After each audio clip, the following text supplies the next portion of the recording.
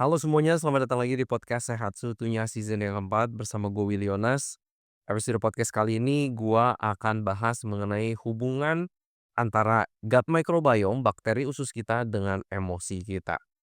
Ini salah satu penelitian yang menarik atau salah satu topik yang menarik beberapa tahun terakhir oleh karena banyaknya discovery penemuan-penemuan baru mengenai bakteri usus kita, hubungannya dengan banyak hal di tubuh kita. Yang menarik salah satu hubungannya adalah dengan otak kita, dengan emosi kita. Siapa yang nyangka, ya kan? Tapi gue bakal kasih disclaimer bahwa apa yang gue akan bagikan ini penelitian-penelitian eh, namanya ada korelasinya, ada hubungannya tapi bukan causality, bukan penyebabnya langsung. Apa maksudnya? Kalau kita menjaga bakteri-bakteri yang ada di usus kita, itu berkaitan dengan kesehatan mental yang lebih baik. Tapi apakah hanya itu faktornya? Enggak. Ini ada hubungannya tapi faktornya tuh banyak banget, multifaktorial. Oke, jadi teman-teman harus tetap bisa membedakan hubungan antara correlation sama causation. Teman-teman bisa mengkritisi ketika membaca penelitian, karena kalau causation atau sebab akibatnya secara langsung itu ada hubungan yang lebih erat. Kalau correlation ada kaitannya, ada hubungannya, itu ya kekuatan penelitiannya bisa dibilang lebih rendah, oke? Tapi again, kita bukannya mendiskreditkan correlation, karena faktor-faktor kesehatan itu sangat-sangat banyak sehingga ini yang bikin susah. Ini yang bikin susah bagaimana kita benar-benar bisa bilang bahwa satu hal itu menyebabkan hal ini. Nggak bisa, agak susah to be honest, oke? So anyway, sekarang apa sih hubungannya antara gut microbiome kita dengan emosi kita, dengan kesehatan mental kita? Yang menarik, gue menemukan satu istilah gut brain axis.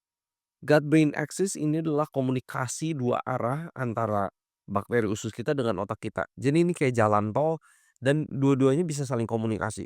Bakteri usus kita dengan otak kita ke bakteri usus kita. Dan bagian otak yang dipengaruhi oleh bakteri usus kita ini adalah bagian otak amigdala, hippocampus, prefrontal cortex. Ini adalah bagian-bagian yang mengatur, meregulasi emosi kita, membuat daerah-daerah otak, di mana kita membuat keputusan. Jadi ini kaitannya lumayan menarik menurut gua, oke? Gut brain axis, komunikasi dua arah antara otak dengan bakteri usus kita dengan otak kita. Kenapa gue pengen bahas ini lagi? Karena gue menemukan satu penelitian mengenai anak-anak. Mungkin ini teman-teman yang lagi punya anak kecil bisa mendapat insight. Anak-anak yang tidak bisa meregulasi emosi mereka, mereka lihat kok keragaman bakteri ususnya cenderung kurang dibandingkan anak-anak yang bisa meregulasi emosi mereka.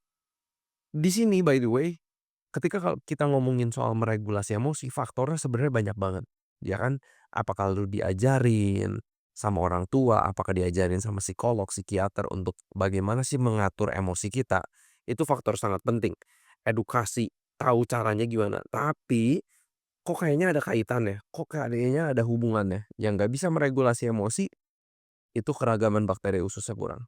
Lalu yang mereka lihat juga adalah kok bakteri-bakteri yang menghasilkan short chain fatty acid atau asam lemak rantai pendek yang namanya butirat kok sedikit juga.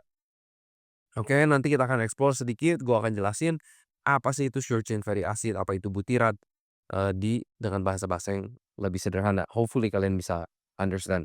Selanjutnya adalah mereka juga melihat anak-anak yang nggak bisa meregulasi emosi mereka. Kok mereka juga kekurangan bakteri-bakteri yang bisa mensintesis vitamin-vitamin B. Kenapa ini penting? Karena vitamin-vitamin B di dalam tubuh kita itu sangat berperan penting untuk sistem saraf di tubuh kita. Jadi, kalau misalnya kita kurang vitamin B, sistem saraf kita kurang sehat, emosi kita itu bisa terpengaruhi. Nah, sekarang kita akan langsung coba deep dive terlebih dahulu. Sekarang gua mau mulai dari yang, butirat short chain fatty acid.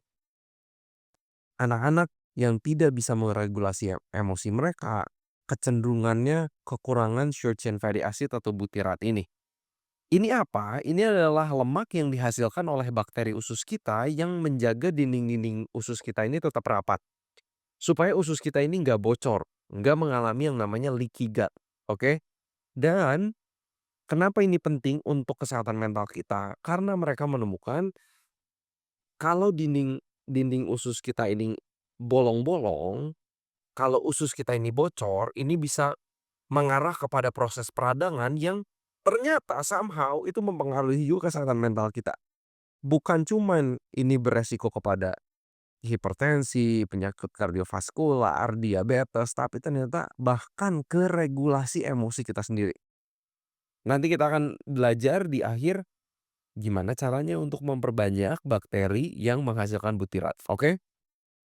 Nah, lalu tadi gue mention juga anak-anak yang tidak bisa meregulasi emosi mereka.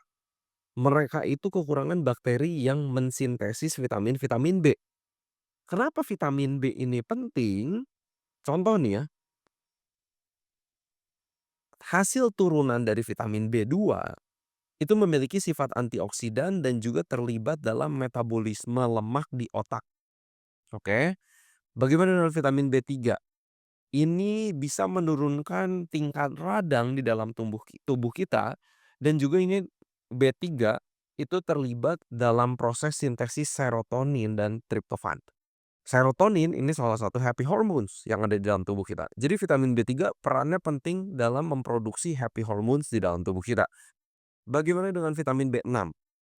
Vitamin B6 juga berperan dalam sintesis neurotransmitter seperti dopamin, again, happy hormone, pleasure hormone, serotonin, dan juga ada yang namanya asam gamma aminobutyric. Itu disebutnya dengan GABA. Anyway, nggak usah sekompleks itu lah ya. Selanjutnya, vitamin B9 ini juga terlibat dalam proses sintesis dopamin, norepinefrin, serotonin, dan neurotransmitter yang lainnya. So, teman-teman, kalau kita kurang bakteri yang bisa memproduksi vitamin-vitamin B ini, kita kemampuan untuk meregulasi emosinya bisa berkurang. Ini menarik buat gua karena biasanya kalau kita ngomongin vitamin B, itu kita ngomongin dari asupan. Sayur buah itu sangat beragam vitamin-vitamin B-nya dan berbagai jenis makanan lah ya.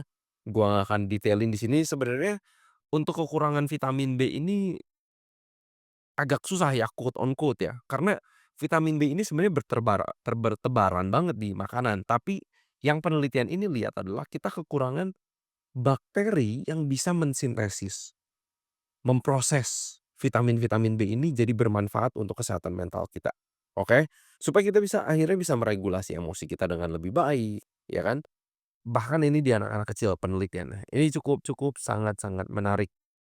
Oke. By the way, ini penelitian yang tadi gua bagikan ada apa ya, rangkuman dari 2 penelitian, ada yang buat anak-anak sama ada yang dari para wanita. Penelitiannya subjeknya itu, oke? Seperti biasa link penelitiannya gua kasih di deskripsi podcast supaya kalian bisa baca sendiri. Tapi tujuan dari podcast ini adalah gua merangkumkannya dengan bahasa yang orang-orang bisa pahami sekalipun mereka nggak kuliah di bidang kesehatan, oke? Itu harapan gua. Nah sekarang kalau tadi kita lihat ada hubungannya antara bakteri usus dengan regulasi emosi, dengan kesehatan mental kita. Sekarang apa yang bisa kita lakukan supaya bakteri yang bisa menghasilkan short chain fatty acid itu lebih banyak, bakteri yang bisa mensintesis vitamin-vitamin B itu juga lebih banyak. Gua punya 3 tips. Oke? This is the main takeaway from this podcast. Satu, yang bisa kalian lakukan adalah mengkonsumsi probiotik. Gue ingin kutip satu penelitian yang baru saja keluar di bulan April 2025. Mereka merekrut 88 volunteer yang sehat, mereka screening, lalu 4 minggu dibagi jadi 2 grup ya. 4 grup, sorry. dibagi jadi dua grup, 4 minggu dikasih antibiotik, lalu 4 minggu lagi dikasih plasebo, udah gitu mereka ditukar grupnya, oke. Mereka menemukan orang-orang yang minum probiotik tiap hari itu bisa membantu mood mereka jadi jauh lebih baik. Mereka tahu ini dari jawaban kuesioner yang diisi oleh para subjek penelitian.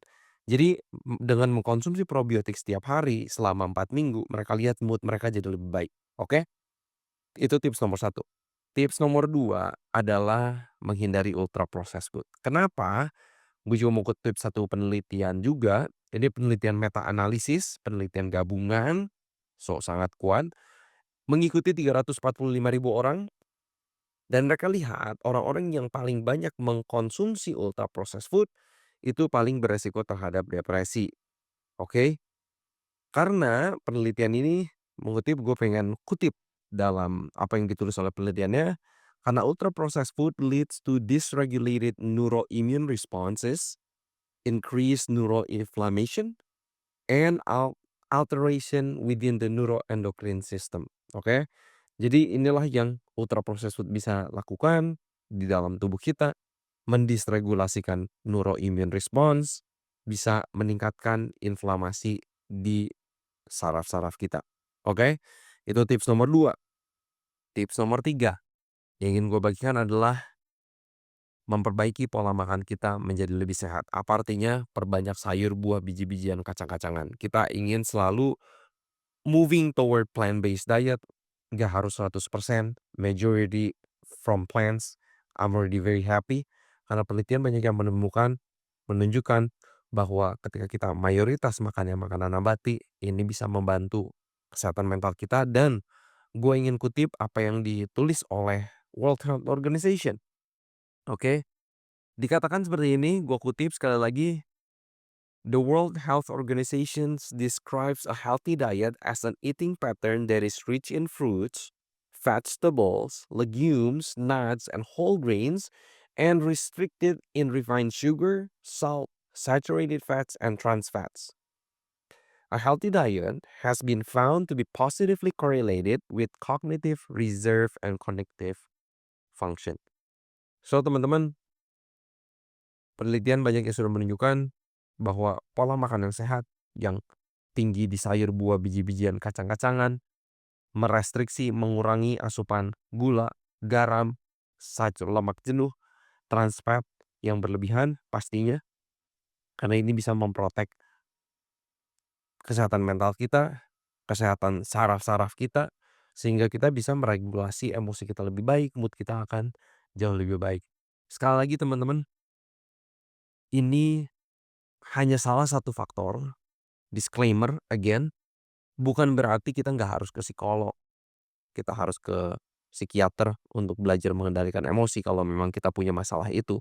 Tapi pola makan, pola hidup adalah salah satu jawabannya yang bisa kita dapatkan apa hubungannya dari gut microbiome, bakteri usus kita dengan emosi kita.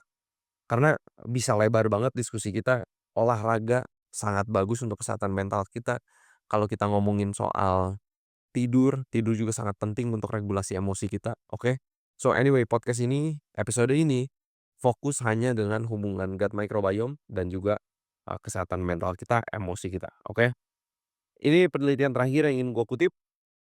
eee, Penelitian ini merekrut orang-orang yang sudah depresi, lalu selama 6 bulan dikasih pola makan Mediterranean diet. Mereka dikasih panduan secara individu, jadi ini personalized approach, bukan semua orang dikasih makanan yang sama, no, tapi selama 6 bulan mereka dikasih pola makan Mediterranean diet, yang kita tahu fokusnya sekali lagi 80-90% itu adalah makanan nabati, oke? Dan yang mereka temukan adalah symptoms mereka, gejala depresi mereka membaik. Ini good news. Dan makanya kenapa makin banyak peneliti-peneliti yang tertarik hubungan antara gut microbiome dan juga emosi mental health kita. Oke?